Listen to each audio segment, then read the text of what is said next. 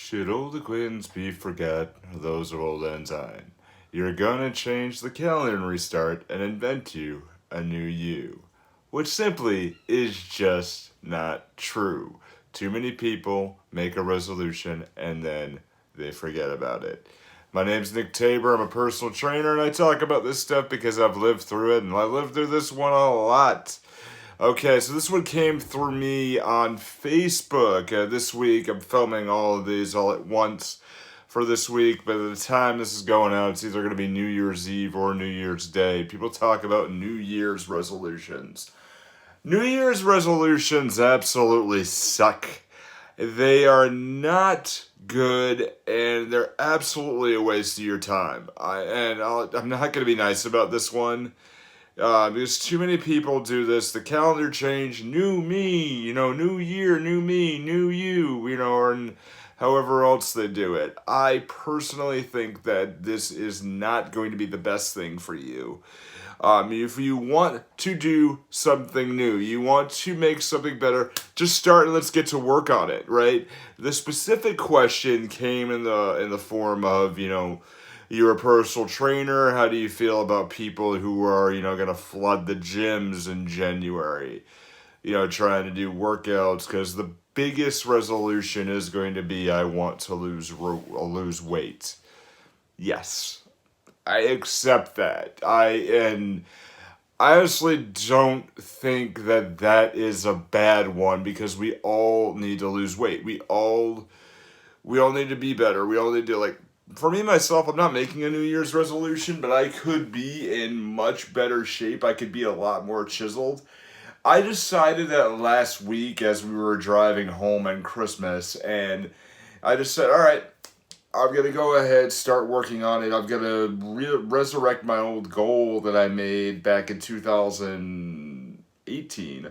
That I was going to work on being more chiseled and going from 11% body fat at the time to 9. Now, I did the body fat test on myself, and I was at 11% the last time still, which is actually pretty good. But, other things with that, with New Year's resolutions, I wanted to do something where I wanted to not eat sugar for an entire year.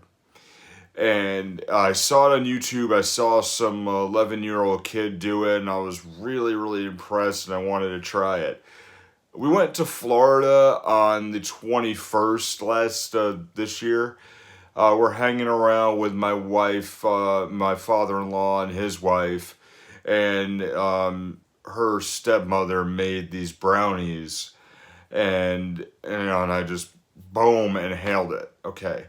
So why did that fail? Why do New Year's resolutions fail? Because you're still the same person. You do not take ideas to action and you wait till the following year to go ahead and say, okay, come the first, I'm going to start losing weight. Come the first, I'm going to go on that diet. Just get it going. If you have that need and you have that thought, you're lying in bed and you're like, oh, wow, I'm going to be weightless. I'm going to lose a whole bunch of weight. Just do it. Just get going. That's the spark that you need to take care of. We did a video recently on how to maintain that fire, how to maintain it. If you wait and you wait and you wait, what happens is you have the heat, you have the oxygen, and you have the fuel source that produces that fire, that belly in you, and that's actually what produces fire itself. But if we let any of that go, it's like waiting until New Year's, you're cutting that fuel source off immediately. The fire's automatically gone. So when you wait and you do that, and they sign up, and there they all come, and we all know this joke. If you've gone to the gym a lot and you're listening to this, you know the story. By the 21st, 3 weeks in, everybody leaves, and sometimes you don't see them again. Sometimes you just see them down the road. Some people do stay and work on it, and that's awesome. But your resolution, why I failed the brownies was because I was still the same person who craved that sugar and said, oh, I'm going to do this, but there was no value behind that. Because I waited, the fuel source went away and that value depleted and it just becomes something I was going to do. All right, so here is what you do. You get started right away. If you do it, either if you have a personal calendar or if you have a Google Calendar or anything on your phone, what do you want to do? Whatever that resolution is, or whatever. Like what I said for me personally, I'm gonna work on getting more chiseled and getting down 2% body fat, and then working on that. And that you can go ahead and watch if you follow me on Instagram. Just go look up Nick Tabor Fitness there, and I'll be posting that daily as I go along. I'm actually starting it today, the day I'm recording it, to be able to work on that, and then that's going to be part of the stories and the continuous post. So you just need to take the calendar. You take a calendar, you take a Google Calendar, or wherever you have a calendar. A paper calendar is actually a lot easier because it's all right in front of you. Every day you do that thing where you work towards that goal, and let's use losing weight because a lot of you are going to want to do that anyway. What you do is when you work towards it and you're working towards that goal, you put an X. Every single day you put an X.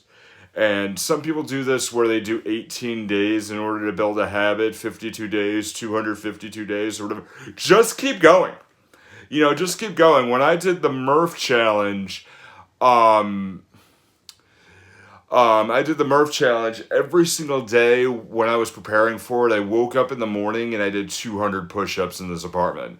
200 push-ups is a daily routine, and every day, knock that X. One day I did not do it, and I physically got ill, and I had to go home, leave my day job, go do the 200 push-ups, and go back.